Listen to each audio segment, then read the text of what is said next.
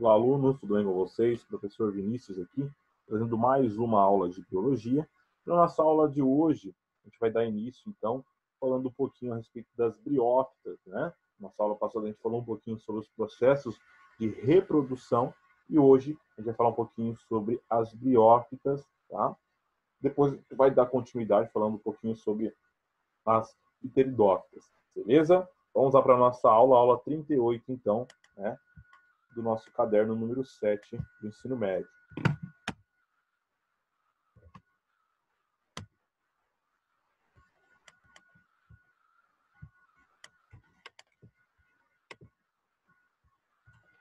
Então, aula 38, né, briófitas, tema do Enem seria identidade dos seres vivos, tá? Então, tema número 1 lá, né, as briófitas, elas pertencem ao reino Plantae, tá? Se escreve Plantae, mas se lê Plantae, tá? O qual descende das algas, tá? São representadas pelos musgos, pelas hepáticas e pelos antoceros. São embriófitas e a maioria das espécies vive em ambientes terrestres úmidos, mas há espécie de deserto e regiões glaciais, tá? Então aqui a gente encontra o musgo, tá? O que a gente conhece melhor, né? Depois aqui a gente tem um antocero e esse daqui é uma hepática, tá? Para quem não conhece, todas elas são representantes do grupo das briófitas, né? Então são plantas avasculares, o que significa? Significa que elas não possuem vasos condutores, ou seja, o seu porte pequeno já é um dos resultados, tá? Ou seja, já é uma das coisas, uma das suas características, tá? Devido a essa falta de vasos condutores. Por que, professor? Porque é o seguinte, né? As plantas que possuem vasos condutores, são as traqueófitas, né? Conseguem ter um porte maior porque os vasos condutores facilitam o transporte de substâncias, tá? Dentro do seu organismo. Já as briófitas, né, que são plantas atraqueófitas ou avasculares, né, são plantas que não possuem, né, esses tecidos de condução dos dois principais tipos de seiva, que é o xilema e o floema. Tá? Xilema, seiva bruta, floema, seiva elaborada. Tá? O que faz com que limite o seu tamanho. Tá? Por quê? Porque o transporte do xilema e do floema dentro desse grupo de planta é feito através de transporte passivo, ou seja, de célula a célula. Então, para que, por exemplo, a água saia lá dos seus rizoides, tá? Uma estrutura muito parecida com uma raiz, que fica na parte inferior da minha planta, e chegue lá na região apical, lá no meu esporófito, tá? Ela tem que percorrer uma distância muito grande. E essa distância que está percorrendo é de célula a célula. Então, a água que ela está absorvendo, ela vai de célula a célula, passando por célula a célula, até chegar na região superior dela. Se ela tivesse um vaso condutor, essa água ia chegar de uma maneira muito mais rápida. Por quê? Os vasos condutores são especialistas nisso, tá?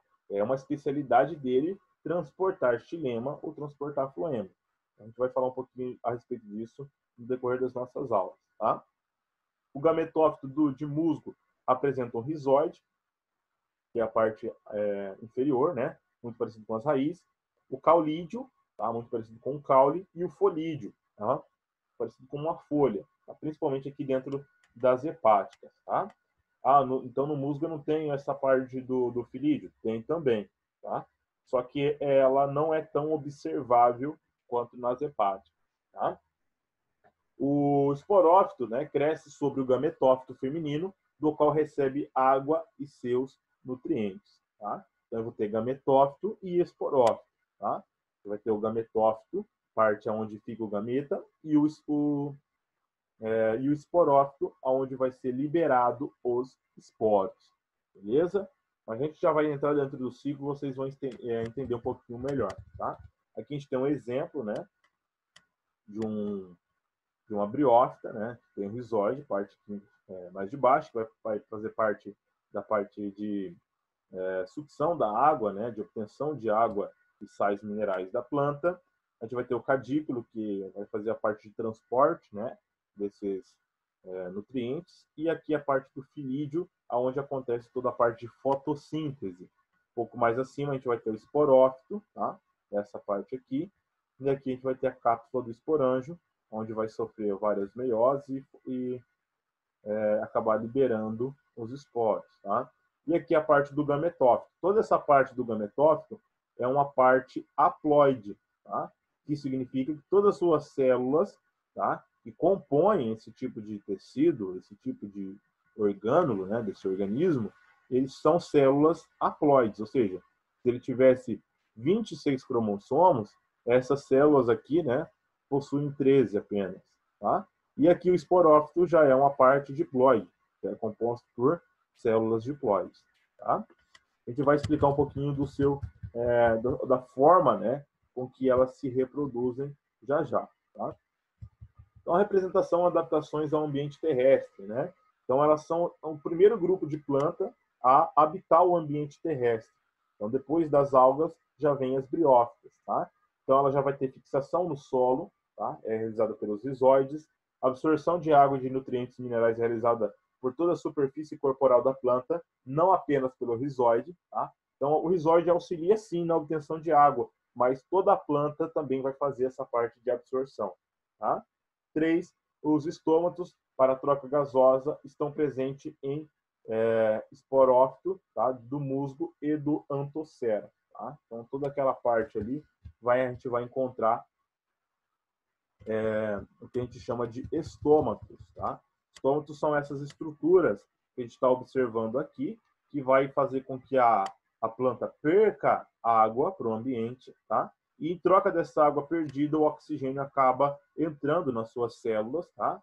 E ela acaba obtendo, tá, esse gás carbônico para que ela consiga realizar a sua fotossíntese. Beleza? Os gametas, né, os gametângios, anterídeo e arqueogônio, são revestidos por células estéreis, que reduzem a perda d'água. Tá? Então, aqui a gente tem um gametófito masculino e um gametófito feminino. Tá? Para que servem esses gametófitos? Esses gametófitos vão produzir gametas. Tá? Gametas esses chamados como anterozoide e a osfera. Tá? E aí o que acontece? O anterozoide, tá? Ele, quando chove ou quando a água passa próximo a uma briófita, ele libera esse anterozoide na água. Tá? Essas plantas elas são altamente dependentes da água para a sua reprodução, tá? Só relembrando um pouquinho disso, né? Ele libera esses anterozoides na água, esse anterozoide ele vai nadando até chegar aqui num gametófito feminino e encontrar a osfera. Fecundou, ele vai dar origem ao que a gente chama de esporófito. Tá? Primeiro ele vai fecundar, gerar o zigoto ele vai passar por sucessivas divisões celulares, vai formar o embrião e depois vai acabar formando lá o que a gente chama de esporófito. Tanto é que o esporófito é o quê?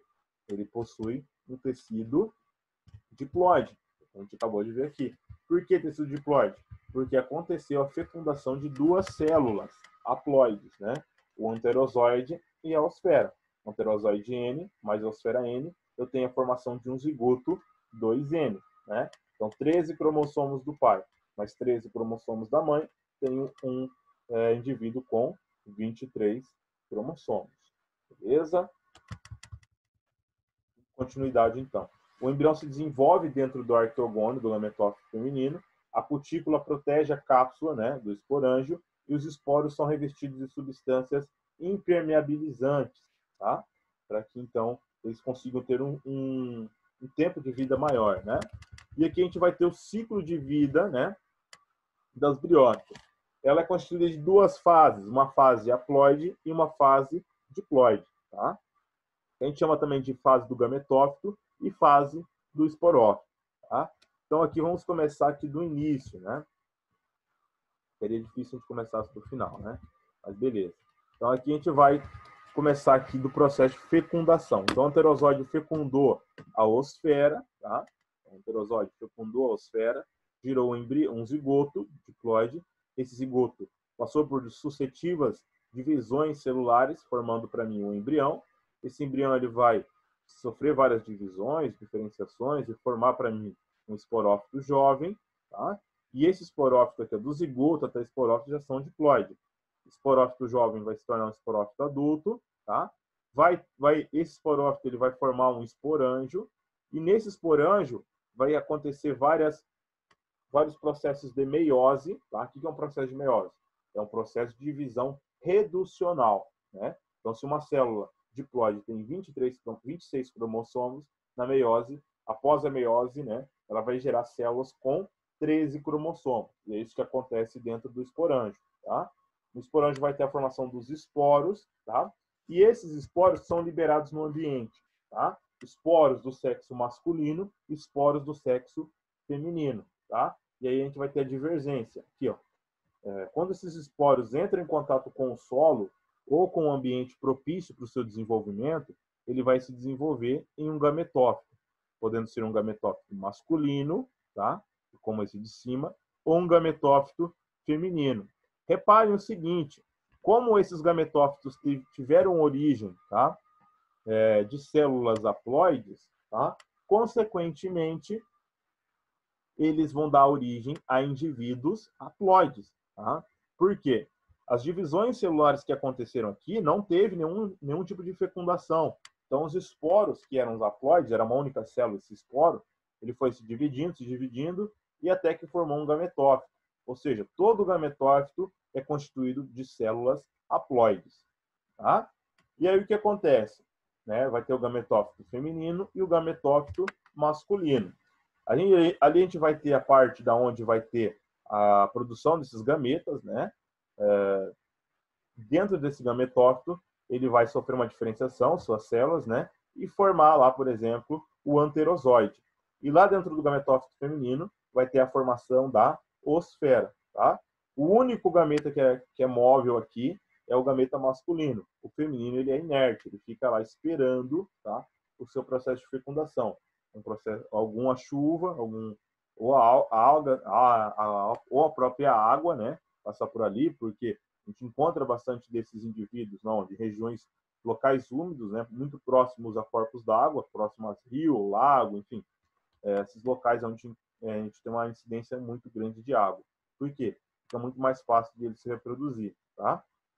Então, ele libera esse anterozoide na água, esse anterozoide vai nadando, chega até a osfera, acontece a fecundação, forma o zigoto e reinicia esse ciclo. Tá? Então, é bem simples aí o ciclo das briófitas.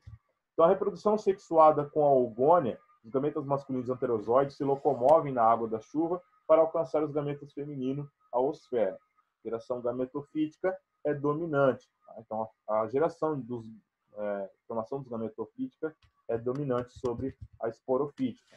A esporofítica só acontece após o processo de fecundação. Tá? Então vamos lá agora ao enclasse. Né?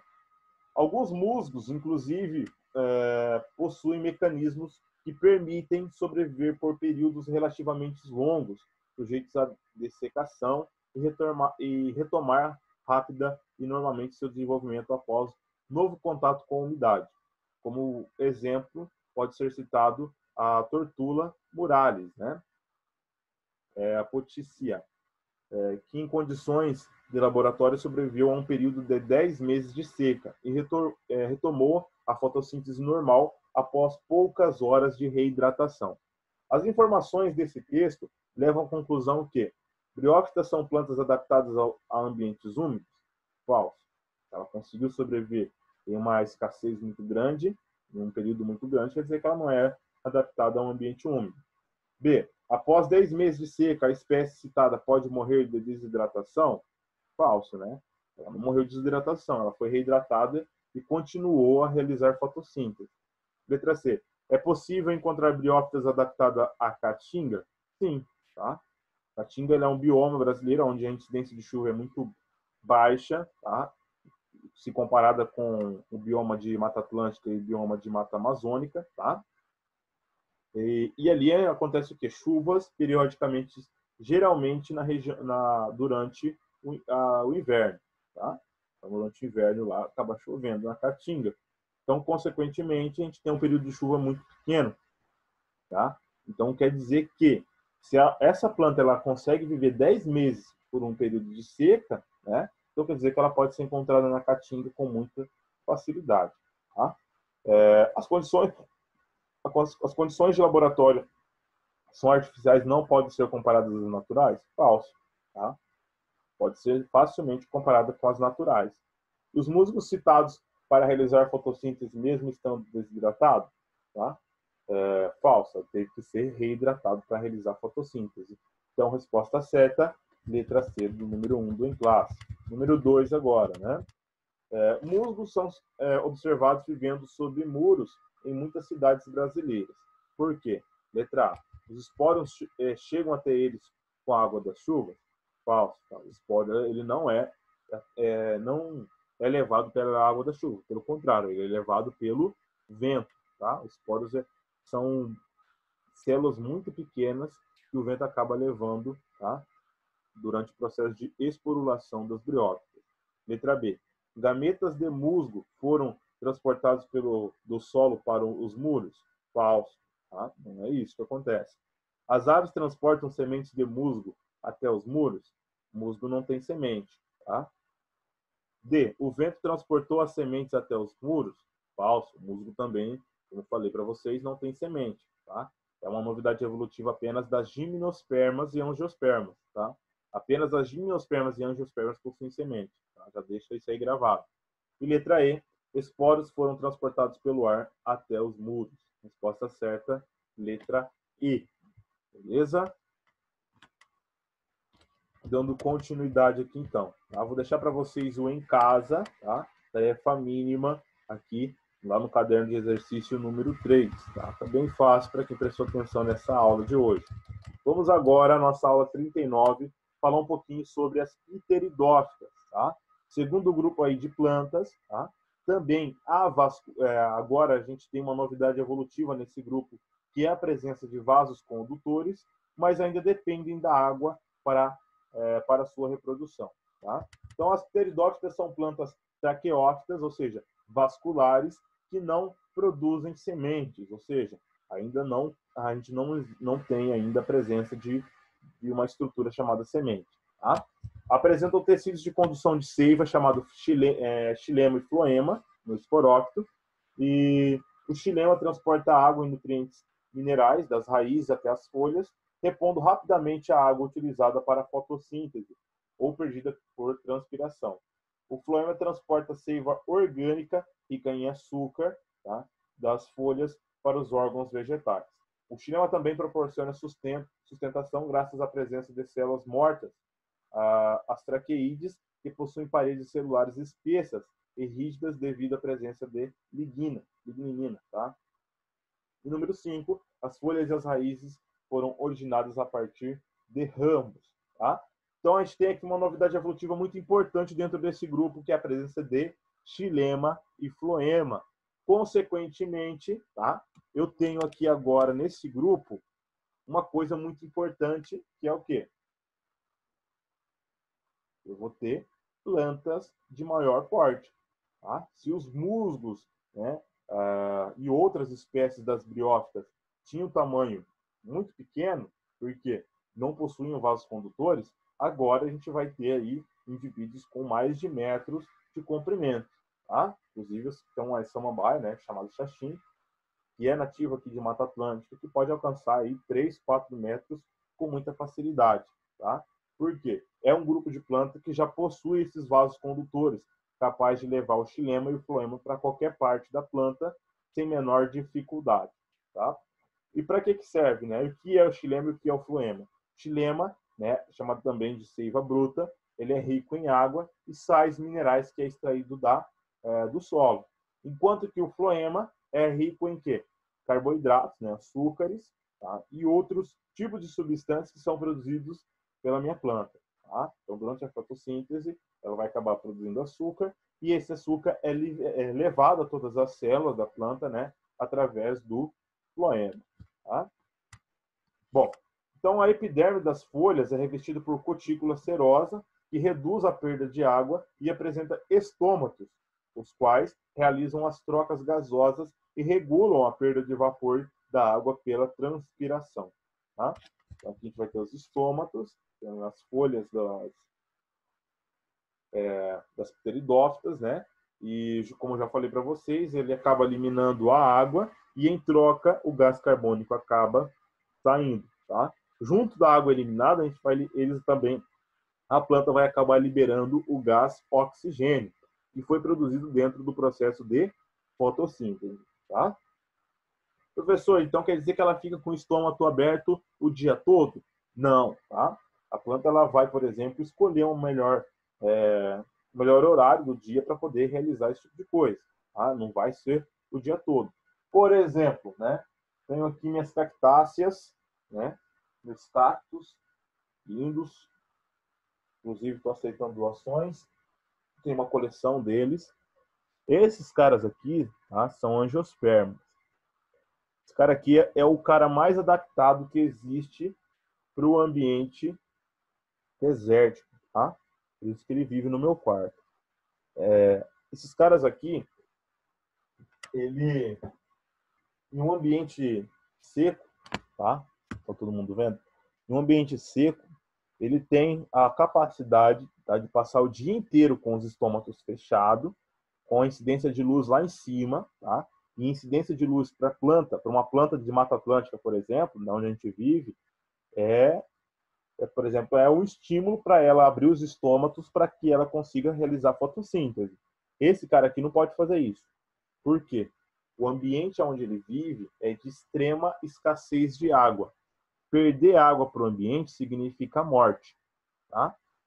Para os cactos, né, que vivem em ambiente, por exemplo, caatinga, desertos, tá? A gente encontra essas espécies aqui, tá? Que hoje a gente domesticou, né? Utiliza como planta ornamental, tá? Mas ela é uma planta de deserto, uma planta altamente especializada ao deserto. E o que acontece com os estômatos desse carinha aqui? Esse carinha aqui, ele pega, tá? Simplesmente durante o início da noite, tá? Ali na penumbra, tá? Que a gente chama no solstício, né? Antes de o sol entrar e começar a noite, ele abre todos os seus estômatos de uma vez, tá? E aí o que acontece? Ele consegue, em um período muito curto de tempo, perder pouca água e absorver uma quantidade enorme de gás carbônico. Para que o quê? Para que na hora que ele tiver a disponibilidade de luz durante a manhã, principalmente, ele conseguir fazer essa fotossíntese de uma maneira mais eficaz.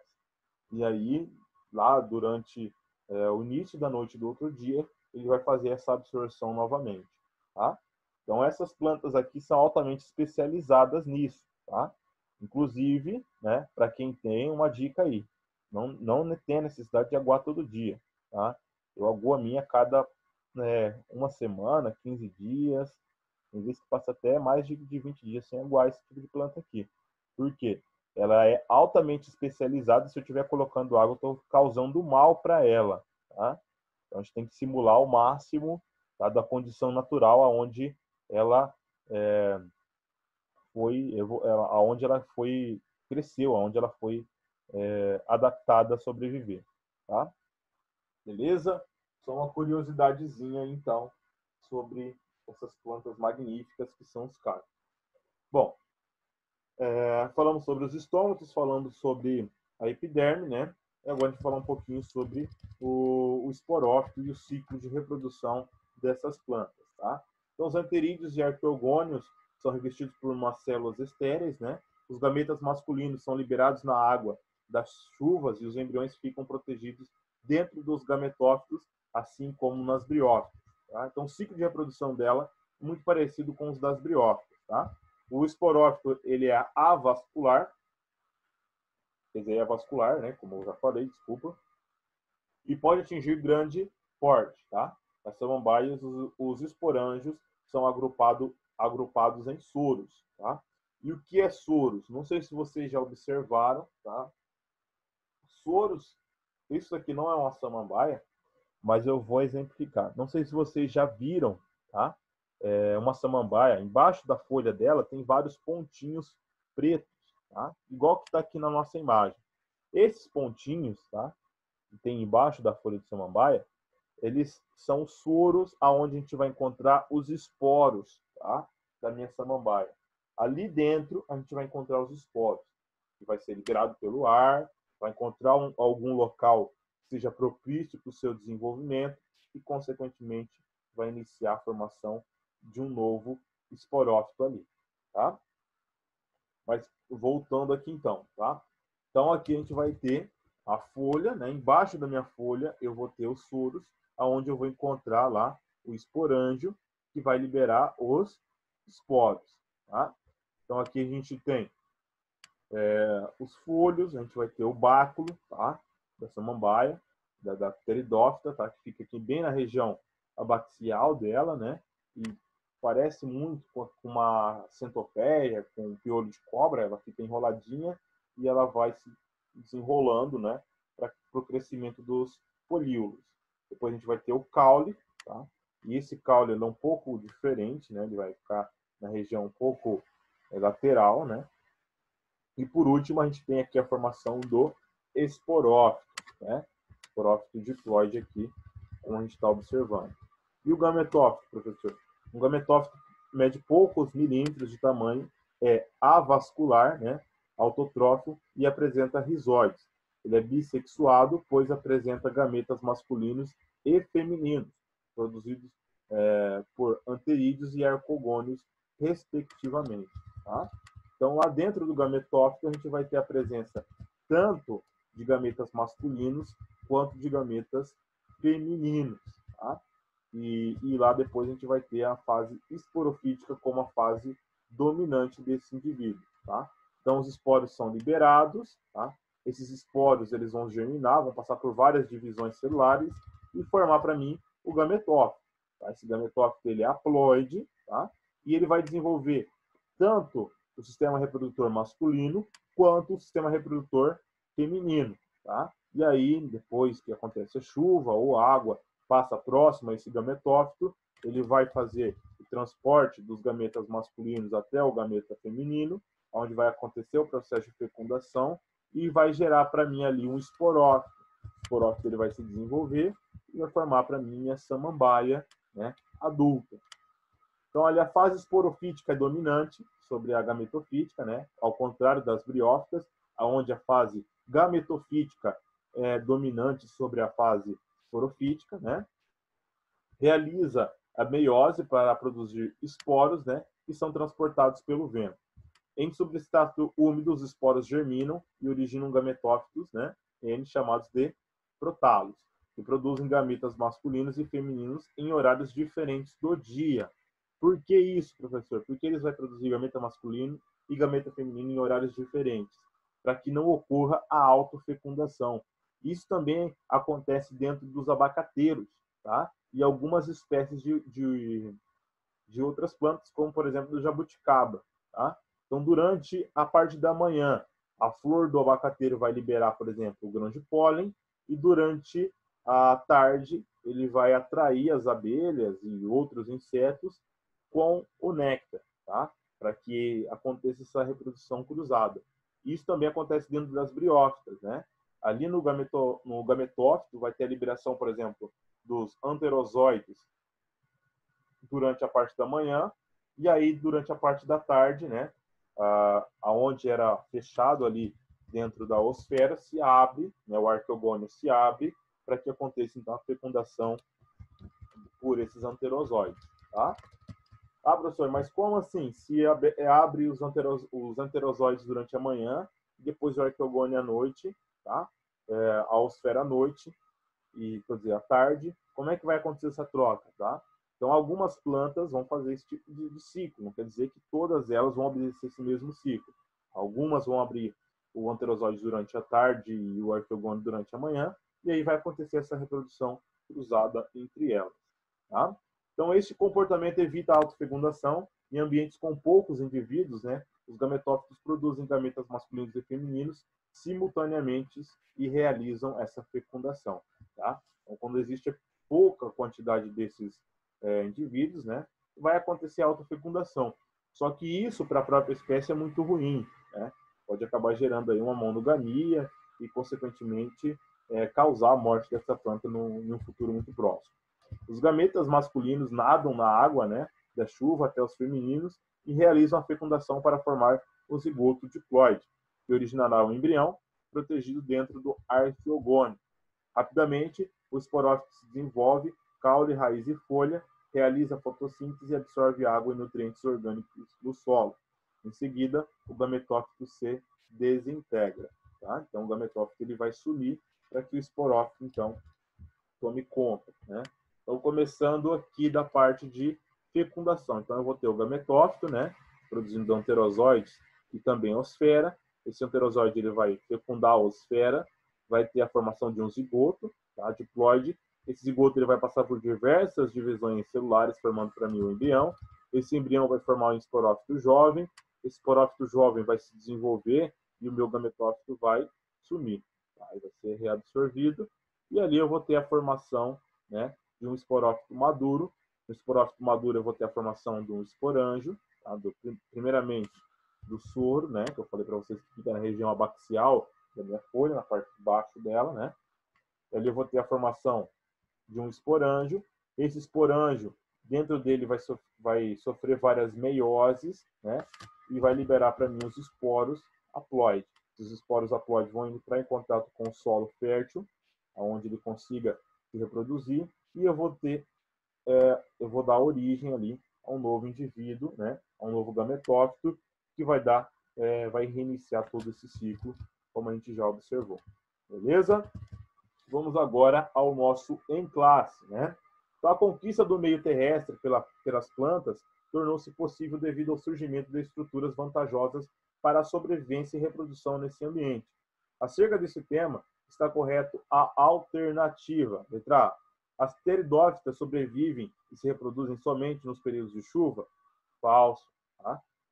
Elas só se reproduzem em períodos de chuva, mas elas sobrevivem também em períodos que não existem chuva. Tá? B. A presença de tecidos condutores de seiva em todas as plantas transporta rapidamente a água da raiz para as folhas? Não é em todas as plantas. Tá? A gente vai ter as briófitas que não tem isso.